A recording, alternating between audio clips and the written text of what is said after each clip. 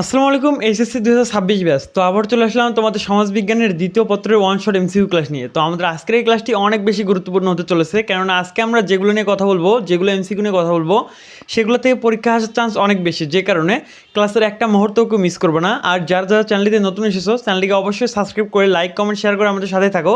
আর আমাদের আজকের এই ওয়ান শট এমসিকিউ ক্লাসটির মাধ্যমে কিন্তু তোমাদের এইচএসসি 2026 ব্যাচের ওয়ান শট এমসিকিউ ক্লাসের শেষ পর্ব, যে কারণে সবাই অবশ্যই চ্যানেলটা সাবস্ক্রাইব করে আমাদের সাথে দীর্ঘজীবন থেকে যেও। তো চলো দেরি না করে আজকের ক্লাসটি শুরু করি।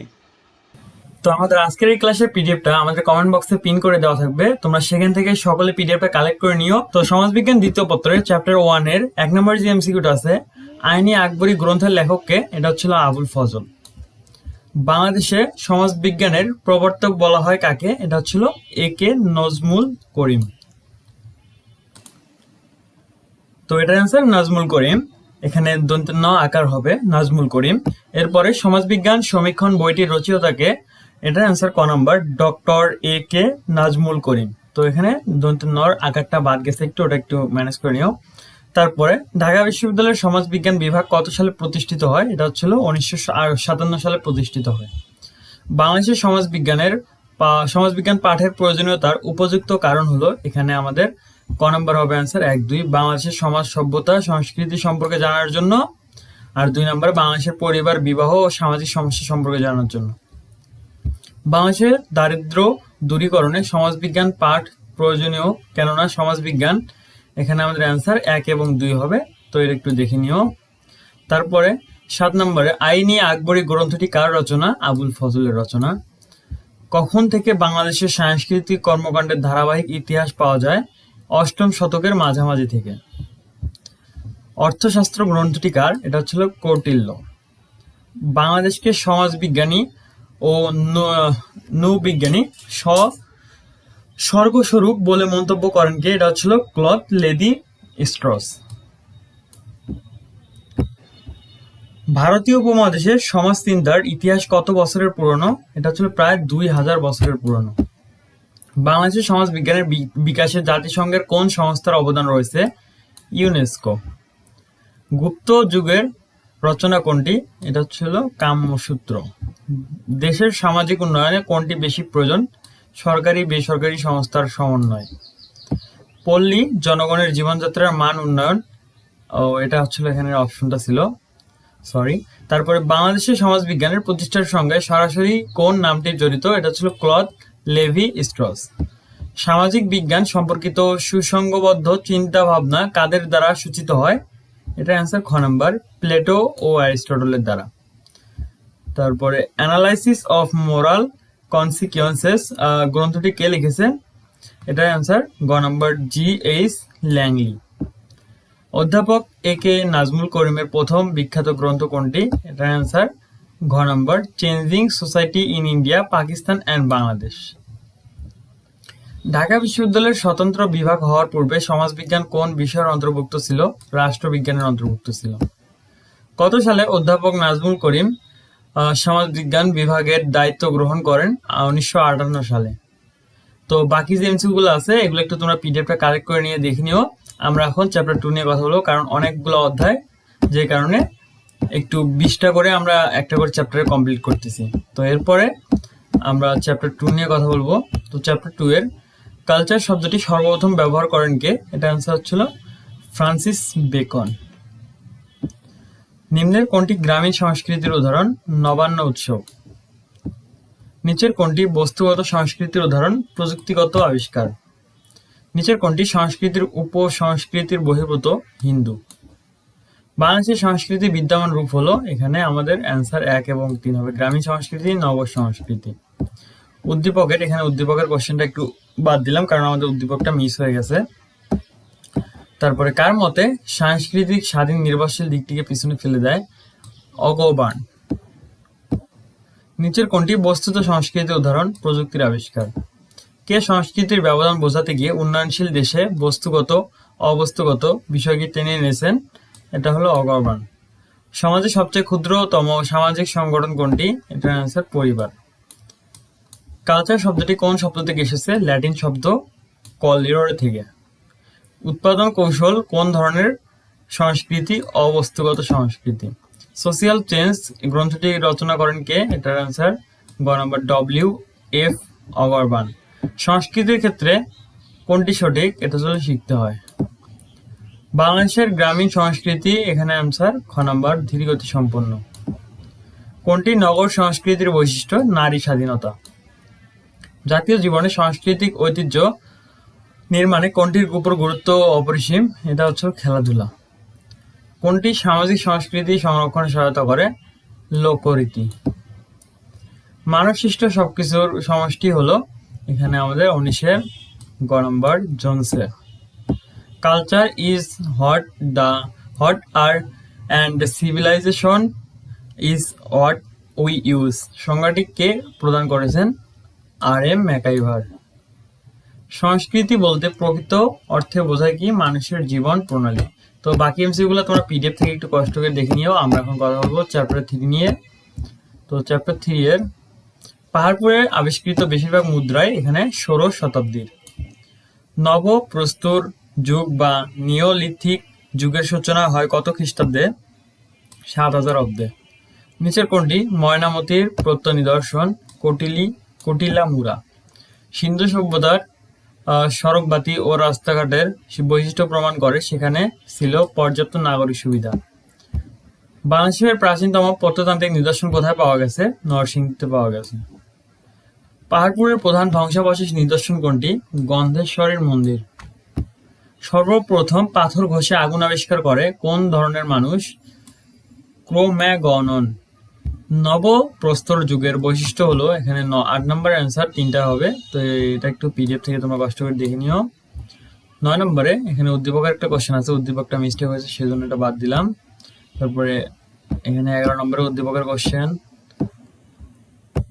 তো এখানে আমরা উদ্দীপকের যেগুলো কোশ্চেন আছে এগুলো একটু স্কিপ করলাম, দেখা যাচ্ছে এখানে মোটামুটি সবগুলাই উদ্দীপকের কোশ্চেন। তো এরপরে 19 নম্বরে মধ্যপ্রাচ্যের লৌহ যুগে প্রচলিত হয় কত খ্রিস্টাব্দ পূর্বে? 1500। তো উদ্দীপকের কোশ্চেনগুলো তেমন ইম্পর্টেন্ট না, এগুলো নিয়ে ভাবনা চিন্তা করার সময় দিও না, কারণ উদ্দীপকের এগুলা নতুন নতুন ভাবে দেয়, এগুলা কমন পড়বে না। তারপরে 20 নম্বরে আনন্দমুরা কোথায় অবস্থিত? ময়নামতিতে অবস্থিত। লৌহ যুগের প্রধান বৈশিষ্ট্য কোনটি? এটা হচ্ছে নগর সভ্যতার উদ্ভব। মানব সভ্যতার বিকাশে কৃষির মতো গুরুত্বপূর্ণ আরেকটি পদক্ষেপ কি ছিল? এটা হচ্ছে পশুপালন। শালবন বিহার কি? বৌদ্ধ মন্দির। তারপরে নবপ্রস্তর যুগকে বিপ্লব বলেছেন কে? Gordon Childe. যাযাবর জীবনে পরিসমাপ্তি ও স্থায়ী মানুষ বসতি শুরু হয় কোন যুগে? নবপ্রস্তর যুগে। লিখিত ভাষার প্রথম উদ্ভব হয়েছিল কোন যুগে? লৌহ যুগে। প্রত্নতন্ত্রের প্রধান উদ্দেশ্য কি? এটা আমাদের 27-এর খ নম্বর প্রাচীনকালে মানুষের ইতিবৃত্ত খুঁজে বের করা। পাহাড়পুর বিহারটি সর্বপ্রথম কার নজরে আসে? বুকানন হ্যামিল্টনের। বিলুপ্ত সংস্কৃতি অধ্যয়নকে কি বলে? প্রত্নতত্ত্ব। এশিয়া মাইনের প্রথম লোহার ব্যবহার শুরু করে হিট্টাইটরা। তো এখন কথা বলবো আমার পরবর্তী চ্যাপ্টার নিয়ে। বাকি 10টা এমসিকিউ আছে এই চ্যাপ্টারে, এগুলো একটু দেখে নিও PDF কালেক্ট করে। PDF আমাদের কমেন্ট বক্সে দেওয়া আছে। আন্নিক ও লামদানি নামে গোত্র দুটি যে নৃগোষ্ঠীর, এখানে হচ্ছিল অন্তর্ভুক্ত গারো নৃগোষ্ঠীর। খাসিয়া নৃগোষ্ঠীর পুঞ্জ প্রধানকে কি বলে? মন্ত্রী বলে। রাখাইন জনগোষ্ঠী নিচের কোনটি অঞ্চলে থাকে? পটুয়াখালী অঞ্চলে। গারো ঐতিহ্যবাহী ধর্মের নাম কি? সাংসারিক। চাকমা সমাজে কোন সংগঠনের প্রধানকে হেডম্যান বলা হয়? মৌজা। নিচের কোন জনগোষ্ঠী অস্ট্রাল এ নৃগোষ্ঠীর অন্তর্ভুক্ত? সাঁওতাল। সাঁওতাল দেবতাকে বলা হয় বোঙ্গা। চার্চি হলো গারো সমাজের সর্ববৃহৎ গোত্রের নাম। উদ্দীপকের বাসু সরেন কোন নৃগোষ্ঠীর অন্তর্ভুক্ত? সাঁওতাল। উক্ত নৃগোষ্ঠী আন্তর্নিষ্ট ক্রিয়া সম্পন্ন করে মৃতদেহ এখানে পুড়িয়ে, কারণ এখানে হচ্ছিল 1 এবং 2 স্বর্গ নরকের প্রতি বিশ্বাস, আত্মার শান্তির জন্য। কমলের বন্ধু কোন এথনিক সম্প্রদায়ের অন্তর্ভুক্ত? রাখাইন। শাকিলের নতুন বন্ধুরা কোন নৃগোষ্ঠীর সদস্য? এখানে শাকিলের নতুন বন্ধুরা মাঙ্গোলেড। উক্ত নৃগোষ্ঠীর লোকদের বৈশিষ্ট্য যে এথনিক সম্প্রদায় লেখা যায় তা হলো এখানে 2 এবং 3 মণিপুর, গারো। সিলেট অঞ্চলে বসবাসরত একটি নৃগোষ্ঠীর নাম কি? মণিপুরী। চাকমাদের খাজনা আদায়ের দায়িত্ব কার উপর থাকে? হেডম্যানের উপর। গারো সম্প্রদায়ের স্থানীয় ভাষার নাম কি? মান্দি। বাংলাদেশের রাখাইন সম্প্রদায়ের লোকেরা বসবাস করে উপকূলীয় অঞ্চলে। চাকমা সমাজের মৌজার প্রধান কে? হেডম্যান। খাসিয়া নৃগোষ্ঠীর পরিবার ব্যবস্থা কিরূপ? মাতৃতাত্ত্বিক। কোচ উপজাতিরা কোন ধরনের অনুসারী? এখানে হিন্দু ধর্মের অনুসারী। চাকমা আদামের প্রধানকে কি বলা হয়? কারবারি বলা হয়। তো বাকি এমসিকিউ গুলো একটু কষ্ট করে দেখে নিও তোমরা এখান থেকে। এখানে কিন্তু অনেক ইম্পর্টেন্ট এমসিকিউ আছে। আমরা এখন কথা বলবো পরবর্তী চ্যাপ্টার নিয়ে, চ্যাপ্টার 5। তো এরপরে 1 নম্বরে যে এমসিকিউটা আছে, অপারেশন সার্চলাইট হলো এখানে 1-এর খ নম্বর, নিরস্ত্র নিরীহ বাঙালির উপর হামলা। বঙ্গবন্ধু শেখ মুজিবুর রহমান কত সালে জন্মগ্রহণ করেন? 1920 সালে জন্মগ্রহণ করেন। 1970 সালের নির্বাচনে আওয়ামী লীগ প্রাদেশিক পরিষদে কতটি আসন পায়? 298টি আসন পায়। বাঙালি জাতির মুক্তির সনদ বলা হয় কোনটিকে? 6 দফাকে। দ্বিজাতি তত্ত্বের মূল ভাব হলো এখানে খ নম্বর, হিন্দু মুসলিমদের জন্য আলাদা রাষ্ট্র হবে। 1953 সালের প্রাদেশিক পরিষদ এখানে ঘ নম্বর, যুক্তফ্রন্ট। কত সালে গণ অভ্যুত্থান সংগঠিত হয়? এখানে অ্যান্সার 1969 সালে। 1970 সালের নির্বাচনে পাকিস্তান জাতীয় পরিষদে পূর্ব পাকিস্তানের জন্য কতটি আসন ছিল? 169টি আসন ছিল।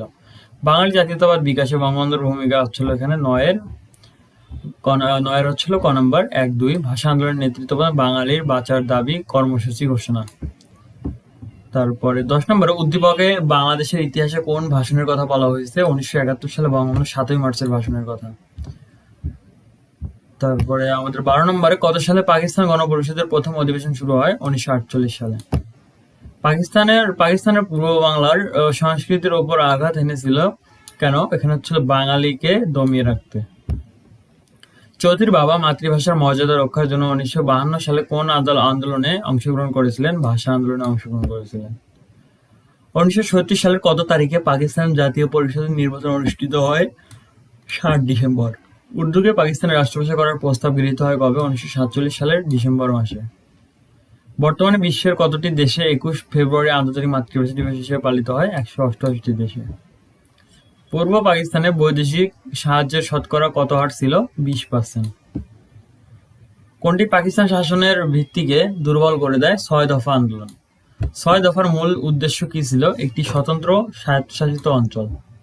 তো বাকি এমসি গুলো একটু দেখে নিও। এখানে কিন্তু অনেক জিকে টাইপের কোশ্চেন আছে যেগুলো তোমাদের অ্যাডমিশনের কাজে লাগবে। এখন আমরা চ্যাপ্টার 6 নিয়ে কথা বলবো। বাংলাদেশের শহর ক্ষমতার কাঠামো অন্যতম প্রকৃতি কোনটি? সম্পত্তি। গ্রামীণ সমাজে ঐতিহ্য ঐক্য পরিলক্ষিত হয় এখানে আত্মীয় সম্পর্কের জন্য। বাংলাদেশের গ্রামীণ সমাজের ক্ষমতার এখানে ভূমি মালিকানা। নিচের কোনটি গ্রামীণ সংস্কৃতির উদাহরণ? নবান্ন উৎসব। বাংলাদেশের প্রেক্ষিতে কোন এলাকায় কমপক্ষে কত জনসংখ্যা থাকলে তাকে নগর বলা হয়? 5000। গ্রামীণ ক্ষমতা কাঠামোর প্রধান বাহন কোনটি? ভূমি। গ্রাম ও শহরের স্তর বিন্যাসের ক্ষেত্রে যে উপাদানগুলো অপরিহার্য এখানে হচ্ছিল 1 এবং 3, পেশা ও শ্রম, ক্ষমতা ও মর্যাদা। গ্রামীণ সমাজের বৈশিষ্ট্য হলো এখানে আমাদের 3টাই হবে অ্যান্সার। এগুলো একটু দেখে নিও পিডিএফ থেকে। গ্রামীণ বাংলাদেশের ক্ষমতা লাভের অভ্যন্তরীণ উৎস হলো এখানে আমাদের 1 এবং 3। ইউনিয়ন পরিষদের নিয়ন্ত্রণ ক্ষমতা, উৎপাদন উপায়ের মালিকানা নিয়ন্ত্রণ। বাংলাদেশের শহরে সমাজের লক্ষণীয় বৈশিষ্ট্য হলো এখানে 1, 2, 3টা হবে। সীমিত এলাকায় ঘনবসতি, অকৃষি পেশা, ঝাঁ চকচকে আবাসস্থল। যে সকল কৃষক নিজে জমিতে চাষাবাদ করে কোন রকম নিজেদের ভরণ পোষণ করে তাদেরকে কি বলে? প্রান্তিক কৃষক। কানাডার মতো বাংলাদেশের কোন সমাজের সাদৃশ্য রয়েছে? গ্রামীণ সমাজে। কোন সমাজে পারিবারিক বন্ধন অত্যন্ত দুর্বল? পাশ্চাত্য সমাজে। মানব সভ্যতার প্রধানতম ব্যবস্থা কোনটি? গ্রামীণ সমাজ। গ্রামীণ সমাজের দরিদ্র শ্রেণী আরো দরিদ্র হয়ে পড়ে কারণ ঋণের সুদ দিতে। 16 নম্বরে, কাদের ধারণা কৃত্রিমত্বপূর্ণ? এটা হচ্ছে শহরের মানুষের। শহরের জনগণ যে পেশা গ্রহণ করেন তা কোন ধরনের পেশা? আর্জিত পেশা। বাংলাদেশের শহর সমাজের শিক্ষার ক্ষেত্রে বৈষম্য বৃদ্ধির কারণ বিভিন্ন ধরনের শিক্ষা ব্যবস্থা। নগরের আকার বৃদ্ধিতে কারা সহায়তা করে? এটা অ্যান্সার 19-এর ঘ নম্বর, কি গ্রাম থেকে আসা মানুষ। বাংলাদেশের গ্রামীণ সমাজের স্তরায়নে সবচেয়ে গুরুত্বপূর্ণ ভূমিকা কোনটি? জমির। তো এখন কথা হলো পরবর্তী চ্যাপ্টার নিয়ে, চ্যাপ্টার 7। বাকি এমসিকিউ গুলো তোমরা পিডিএফ থেকে দেখে নিও। আর যারা যারা এখনো চ্যানেলটাকে সাবস্ক্রাইব করে নাই, অবশ্যই পিডিএফ এ ক্লিক করার আগে সাবস্ক্রাইবটা করে দিও। তারপর এখানে নবীজ্ঞানী লুইস হেনরি মর্গানের মতে আত্মীয় সম্পর্ক কত প্রকার? আত্মীয় সম্পর্ক 2 প্রকার। নগর সমাজে কোন ধরনের পরিবার বেশি দেখা যায়? অনু সমাজের পরিবার বেশি দেখা যায়। তোমার মামা মামি তোমার কোন ধরনের আত্মীয়? রক্ত সম্পর্কিত বৈবাহিক। তারপরে আমাদের এখানে একটু কোশ্চেনগুলো একটু এলোমেলো হয়েছে, যে কারণে একটু কষ্ট করে বুঝে নিও। পরিবারের কোন কাজ সন্তান সন্ততির আবেগের চাহিদা পূরণ করে? মানসিক কাজ। নিচের কোনটি প্রথাগত আত্মীয় সম্পর্কের উদাহরণ? এটার অ্যান্সার দোস্ত। উদ্দীপকের ছবির মায়ের বিবাহর দিকে কি বলে? এখানে একটা ছবি দেওয়া ছিল, এখানে ছিল লেভিরেট। উক্ত বিবাহের কারণ হলো, এখানে আমাদের অ্যান্সার 1 এবং 2। সম্পত্তি রক্ষণাবেক্ষণের জন্য, সন্তান সন্ততি লালন পালনের জন্য। উদ্দীপকের দীপ্ত ও সোহার বিয়ে কোন ধরনের? Cross cousin. উদ্দীপকে উল্লেখিত শাকিলের বিবাহ কোন ধরনের? সরোরেট। তারপর উক্ত বিবাহ সমাজে সরোরেট বিবাহ, মানে এখানে বোঝাচ্ছে সরোরেট বিবাহ সমাজের যে গুরুত্ব বহন করে। এটা অ্যান্সার হচ্ছিল 1, 2, 3টা হবে। রুমা ও রুনির সম্পর্ক কোন আত্মীয় সম্পর্ক নির্দেশ করে? বৈবাহিক ও কাল্পনিক। উদ্দীপকের মাসুদের পরিবারটি কোন ধরনের পরিবার? এটা অ্যান্সার নববাস পরিবার। উদ্দীপকের আলোকে এখানে উদ্দীপকের কোশ্চেনটা স্কিপ করলাম, তোমরা একটু এটা দেখে নিও। কলি তার মামাতো ভাইকে বিয়ে করেছে, এটি কোন ধরনের বিবাহ? Cross cousin. বর্জিত পরিবার কয় পুরুষের? 3 পুরুষের। ফেরদৌসী তার চাচাতো ভাইকে বিয়ে করেছে, এটি কোন ধরনের বিবাহ? Parallel cousin. মূলত কিসের ভিত্তিতে শহরের আত্মীয় সম্পর্কে গড়ে ওঠে? স্বার্থ। জৈবিক বন্ধন কোনটি? পিতামাতা। তো এই ছিল এই চ্যাপ্টারের গুরুত্বপূর্ণ এমসিকিউ গুলো। বাকি এমসিকিউ গুলো তোমরা একটু পিডিএফ থেকে দেখে নিও। আর এখানে আমাদের আরেকটা এমসিকিউ আছে, বর্তমান আইন অনুযায়ী কত বছরের নিচে মেয়েদের বিয়ে নিষিদ্ধ? 18 বছর। এটা অবশ্যই সকলে জানো, কত বছর থেকে কত বছর। এগুলা এই চ্যাপ্টারটা মোটামুটি ইজি, এখান থেকে এমসিকিউ আসার চান্সও কিন্তু অতটা বেশি না। যে প্রক্রিয়া একটি ক্ষুদ্র পৃথিবীকে একই পরিবারভুক্ত করে, এটা হচ্ছে বিশ্বায়ন। নিচের কোনটি সামাজিক পরিবর্তন? যৌথ পরিবার ভাঙন। বিশ্বায়নের ফলে সমাজে, এখানে ছিল ক নম্বর, ব্যবসা বাণিজ্যের প্রসার ঘটে। নগরায়নের ফলে সমাজে বস্তির প্রসার ঘটে। কোনটির উপর ভিত্তি করে ই গভর্নেন্স ব্যবসা চালু হয়? ইন্টারনেট। উদ্দীপকে বাংলাদেশের সমকালীন সমাজে কি ধরনের পরিবর্তন ইঙ্গিত করা হয়েছে? প্রযুক্তিগত পরিবর্তন।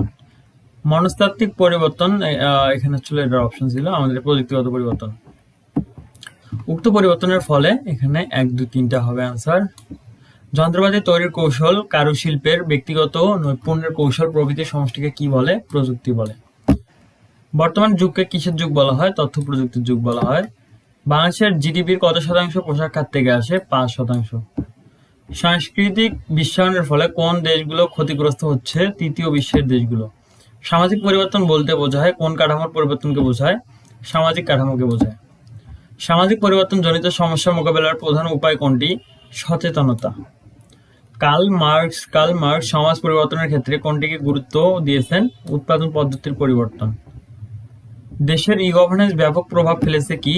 এখানে অ্যান্সার তথ্য প্রযুক্তি। তথ্য প্রযুক্তি বিশ্বের প্রতিটি দেশে ব্যাপক ভূমিকা পালন করেছে ক নম্বর, সামাজিক পরিবর্তনে। বিশ্বায়নের মাধ্যমে কয়টি মৌলিক বিষয় বিদ্যমান? 3টি মৌলিক বিষয় বিদ্যমান। সামাজিক পরিবর্তন বেশি লক্ষ্য করা যায় শহরের সমাজে। যুদ্ধ কোন ধরনের পরিবর্তন? যুদ্ধ হলো পরিকল্পিত পরিবর্তন। গ্লোবাল ভিলেজ ধারণাটি কার? মার্শাল ম্যাকলুহানের। তারপরে এখানে আমাদের বাকি যে এমসিকিউগুলো আছে এগুলো একটু পিডিএফ থেকে দেখে নিও। আমরা এখন পরবর্তী চ্যাপ্টার নিয়ে কথা বলবো। তো আমাদের পরবর্তী চ্যাপ্টার 9, বর্তমানে মাদকাসক্তি কিরূপ সমস্যা হিসেবে পরিগণিত আন্তর্জাতিক? আনএমপ্লয়মেন্ট এর বাংলা প্রতিশব্দ কি? বেকারত্ব। জঙ্গিবাদী কর্মকাণ্ড, এখানে সমাজের আইন রাষ্ট্রবিরোধী। বাংলাদেশের যৌতুক নিরোধ আইন কত সালে পাস হয়? 1980 সালে। বেকার হচ্ছিল কর্মক্ষম, অশিক্ষিত, কর্মে ইচ্ছুক। জেন্ডার বৈষম্যের প্রভাবে সমাজে, এখানে 3টি হবে অ্যান্সার। এগুলো একটু পিডিএফ থেকে তোমরা কষ্ট করে দেখে নিও। উদ্দীপকে বর্ণিত, এখানে উদ্দীপকের কোশ্চেনটা স্কিপ করলাম আমরা। মাদকাসক্তির প্রভাবে রোমন, এখানে এটা উদ্দীপকের কোশ্চেনগুলো একটু স্কিপ করে দিলাম। সঞ্চিতার বিয়েতে প্রদত্ত উপহার সামগ্রীকে বলা হয় যৌতুক। রহমানের কর্মহীনতা কোন ধরনের বেকারত্ব? আকস্মিক। বায়ু দূষণ রোধে নিচের কোনটির প্রভাব নেই? কলকারখানার সংখ্যা বৃদ্ধি করতে হবে। বর্তমানে সারা বিশ্বের কত মানুষ নিরক্ষর? প্রায় 1/4। কাম্য জনসংখ্যার তত্ত্ব হলো সম্পদের অনুপাতে জনসংখ্যা। মৌসুমী বেকারত্ব বলতে বোঝায় ঋতু পরিবর্তনের ফলে বেকারত্ব। নারী পুরুষের মধ্যে বৈষম্য তৈরি হয়েছে কিভাবে? সমাজ সৃষ্ট পার্থক্যের কারণে। জঙ্গিদের ভুল পথে পরিচালনার জন্য দায়ী কোনটি? ধর্মের অপব্যাখ্যা। নারীর সামাজিক নিরাপত্তা বলতে কি বোঝায়? যা সমাজের নারীকে দিয়ে থাকে। যৌন নিপীড়ন প্রতিরোধে শিক্ষা প্রতিষ্ঠানে কোন শিক্ষার উপর সর্বাধিক গুরুত্ব দিতে হয়? নৈতিক। পানি দূষণের প্রভাব ও বৃহত্তর কারণ কোনটি? কলকারখানার বর্জ্য পদার্থ। বাংলাদেশের নারীর অবস্থা কিরূপ? নিম্ন সামাজিক মর্যাদা। পাত্রপক্ষ বিবাহের সময় যে উপহার দাবি করে তা কি হিসেবে স্বীকৃত? যৌতুক হিসেবে স্বীকৃত। তো এখানে আমরা এই চ্যাপ্টারটা বাদ দিলাম, আমরা পরবর্তী চ্যাপ্টার নিয়ে কথা বলবো, কারণ এখানে আমাদের 20টা এমসিকিউ ক্রস হয়েছে। তো পরবর্তী আমাদের সর্বশেষ চ্যাপ্টার 10, বাংলাদেশের সামাজিক উন্নয়নের মূল ধাপ হলো দেশের জনগণের উন্নয়ন। আমার কাছে উন্নয়ন মানে হচ্ছে দেশের অধিকাংশ মানুষের আয় অথবা সম্পদ বৃদ্ধির প্রক্রিয়া। উক্তিটি কার? ডক্টর মোহাম্মদ ইউনূসের। বাংলাদেশের পল্লী উন্নয়ন একাডেমি BRD এর প্রতিষ্ঠাতা কে? ডক্টর আখতার হামিদ খান। নিচের কোনটি সরকারি সংস্থা? BARD। এরপর 4 নম্বরে নিচের কোনটি সরকারি সংস্থা? BARD। 20 শতকের কোন দশক থেকে উন্নয়ন প্রত্যয়টি সমাজবিজ্ঞানে ব্যবহৃত হয়? 60-এর। উদ্দীপকের বর্ণিত আর্থিক সহায়তা কোন ধরনের কার্যক্রম? এখানে এটার অ্যান্সার ক্ষুদ্র ঋণ। হাতে খড়ি নামক সংস্থা রানুদের গ্রামে, এখানে 1 এবং 3 অ্যান্সার। দারিদ্র বিমোচনে সহায়ক হবে, নারীর ক্ষমতায়নে ভূমিকা রাখবে। উদ্দীপকের নাইমের গ্রামের, এখানে উদ্দীপকের কোশ্চেনটা স্কিপ করলাম কারণ এখানে উদ্দীপকটা আমাদের কেটে গেছে। তারপরে 9 নম্বরে বাংলাদেশের স্থানীয় সরকার ব্যবস্থার প্রথম ধাপ কোনটি? ইউনিয়ন পরিষদ। সামাজিক উন্নয়ন কোনটিকে নির্দেশ করে? নারীর ক্ষমতায়নকে। সরকারি পতিত জমিতে কোন বেসরকারি সংস্থা সবচেয়ে বেশি বৃক্ষরোপণ করেছে? এটা অ্যান্সার প্রশিক্ষা। BARD কোন জেলায় অবস্থিত? কুমিল্লা। স্বনির্ভর আন্দোলন কোন ধরনের সংস্থা? জাতীয় সংস্থা। সরকারি সংস্থার বৈশিষ্ট্য কোনটি? সরকারি সংস্থার বৈশিষ্ট্য সাধারণত জনগণের কাছে দায়বদ্ধতা। সামাজিক উন্নয়ন মূলত একটি পরিবর্তন প্রক্রিয়া। সমন্বিত পল্লী উন্নয়ন কর্মসূচি কবে গ্রহণ করা হয়? 1970 সালে। বাংলাদেশের সামাজিক উন্নয়নের জন্য কোনটি বেশি জরুরি? এটার অ্যান্সার ঘ নাম্বার, শিল্পের উন্নয়ন। কিসের উন্নয়ন সামাজিক উন্নয়নের পূর্ব শর্ত? শিক্ষার উন্নয়ন। বর্তমানে বিশ্বের সবচেয়ে গুরুত্বপূর্ণ প্রত্যয় কোনটি? এটা অ্যান্সার ঘ নাম্বার, উন্নয়ন। স্বনির্ভর আন্দোলন চালু করা হয় কত সালে? 1975 সালে। তো এই ছিল আমাদের সর্বমোট 10টা চ্যাপ্টারের 400টি এমসিকিউ। তো আশা করি 400টি এমসিকিউ থেকে অনেকাংশে কমন আসবে। ধন্যবাদ সবাইকে ক্লাসটি শেষ পর্যন্ত করার জন্য। বাকি যে এমসিকিউ গুলো আছে এগুলো একটু তোমরা PDF থেকে কালেক্ট করে নিয়ে পড়িও। সেই পর্যন্ত আজকের মতো আল্লাহ হাফেজ।